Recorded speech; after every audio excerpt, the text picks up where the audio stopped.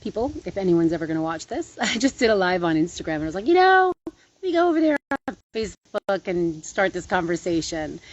This is a conversation around discernment. Interesting to do it on Facebook, of all places. I am so curious how y'all navigating this world right now with all of the things. So how does discernment show up in my life and our life, and why now? Why this conversation now? I just joined a new gym, and it's not near my house, but it's kind of convenient. So I joined this gym, and you get this free session as part of joining the gym. And it's not, they're just kind of doing this assessment. So I had this young woman who was kind of young, but also, she was in good shape, so she looked like she might know her stuff. And I was giving her my information, and then we were going to go do some kind of body scan thing. And okay, so we go into this little room, and she asked me to step onto this little scale thing that's going to do this body scan, and then she hands me these wipes in this kind of container that was pink and had bubbles on it and some brand name. And she's like, here, just take off your shoes and your socks and wipe the bottom of your feet. And I was like, I'm not using that. And she was really befuddled. And I was like, what is that? And she said, it's just alcohol. I said, that's not just alcohol. I'm not using that. And so I said, look at the ingredients. And she was totally scared and lost. And I was like, don't worry. She hands me the jar, the bottle of these wipes. And I look at the ingredients, and it's like this long. And so we're talking about discernment here, and why it's so important to just not say yes to everything, without questioning it. We are living in a time where we got to question everything, and we can. In the U.S., if you live in the U.S. and mostly Europe, you can question everything. And if you live anywhere else, yes, you can too, because in the end, we are souls here having an experience in these bodies as nature. And anything that's not in harmony with that experience, if you are privileged enough to say, hey, what is that? I don't want to put that on my body. You can, and you ought to. Because how we got here to this moment in time is that people haven't been questioning anything, and no one's opting out. And so this curated perception of reality has been offered to us, and we've all colluded with the story, and that's how we got here. So no, I'm not going to wipe my bottom of my feet with some weird product that I don't even know what it is. It has a list of ingredients I can't even pronounce this long. And so I said, forget it, don't worry. And I wasn't trying to make her wrong. She was young, and she was totally freaked out. So don't worry. That was the end of that. So the reason why I'm sharing that story is that we have such an opportunity to opt out of anything and everything, and we got to start asking questions. So I recently had the smart meter taken off my house. The house I bought had a smart meter on it, and had it removed, and it cost money to have it removed, and it costs money every month to opt out of the smart meter. Now the smart meter does these digital readings of my usage, my electricity usage, and sends it to the utility company, wherever that is. And how easy and convenient is that? However, it is an additional amount of EMFs, electromagnetic frequencies, that I don't want disturbing my field, because the cumulative effect of all of the EMFs and all of the everything and all of the distortions in the field from every direction is intense, especially if you're a sensitive person. So I had this smart meter taken off, and then I put in a complaint with the utility board that it is discriminatory to charge me when I had this removed to protect my health. And there actually have been cases in some jurisdictions in the U.S. where plaintiffs, people sued and actually won, because it was for discrimination. It was discriminatory, so that they didn't have to pay those fees anymore. But it's very hard to get there, and that would be years of litigation and a lot of money and time for me to say, I'm going to make this my mission. I'm choosing to pay to opt out, and it feels unjust, and it feels annoying. And it's also why I'm here sharing this right now and creating this video, and I want to talk to you, and I want to hear from you, and whoever's watching or watches this replay. How does it land for you? What happens in your gut when you feel the disservice, the injustice of having to pay to opt out, or having to be made wrong for saying no to something that's not comfortable for you? Because we all have this human innate desire to feel a sense of belonging, and that's normal.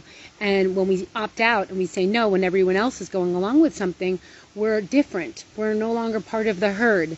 And for some folks, it's like that's really uncomfortable. So I don't know about you, but I travel a lot, and I never in my entire life have ever walked through one of those round things that, oh, my battery's going.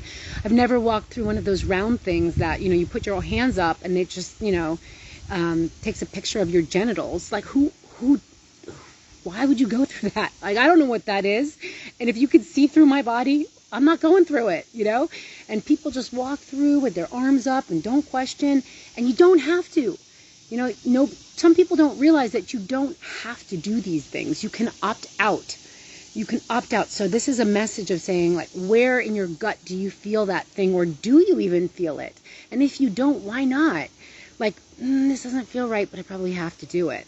Well, maybe you don't. And so this is an invitation, like, start questioning. No.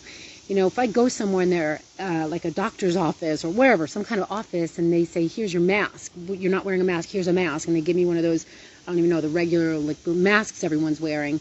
What the heck is that mask made out of? You put it on and you want to choke. It's fibers, like weird fibers I'm breathing in. And what is that doing to us? What is that doing to people? Those masks, and they're all over the street, and like a whole new, mounds of garbage all over the planet with these masks.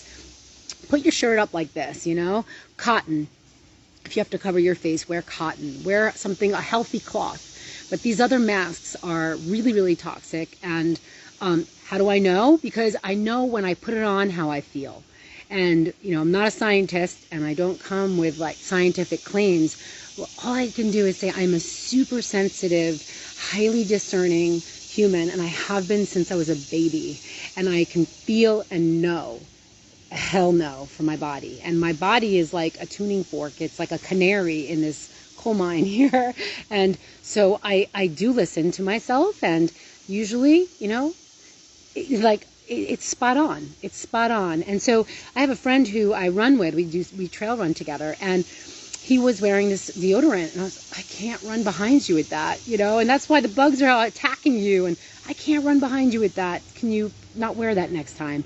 And so he was like, he researched kind of a different, some natural alternatives, and made some concoction of whatever it was. And, for 3 weeks, he's like, I don't need deodorant anymore. It's that easy.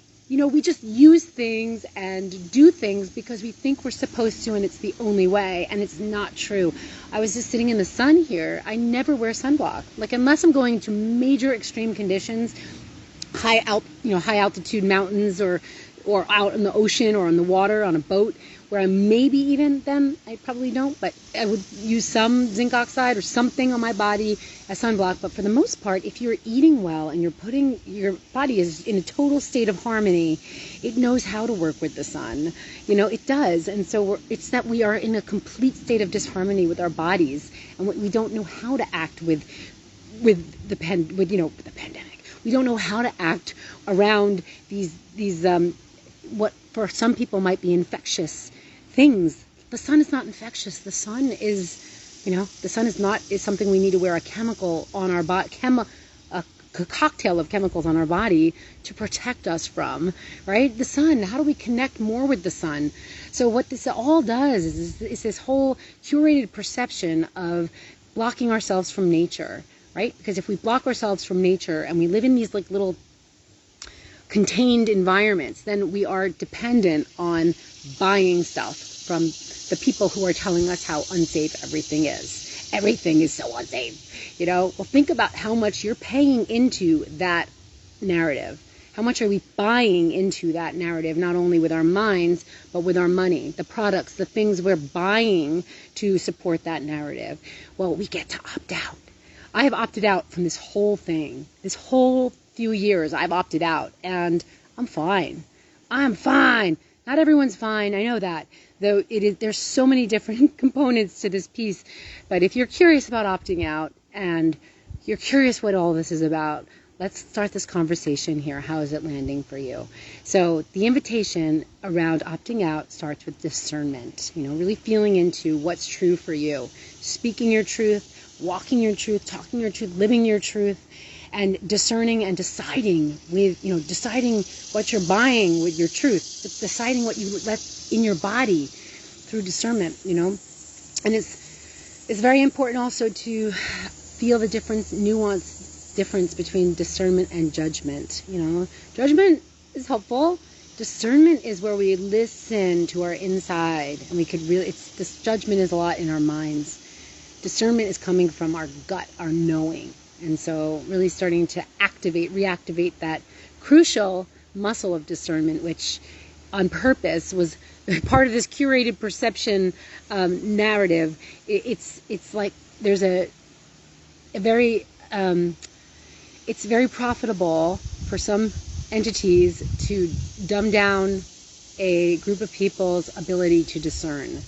And it is a beautiful act of sovereignty and personal freedom, and also devotion to human life and animal and plant life, to reactivate our connection with nature, which is our connection with ourself. And when we connect more deeply with ourself, we can connect more deeply with our discernment. So thank you if you've taken the time to be with me here, and I look forward to hearing what's landing for you. What does discernment mean for you?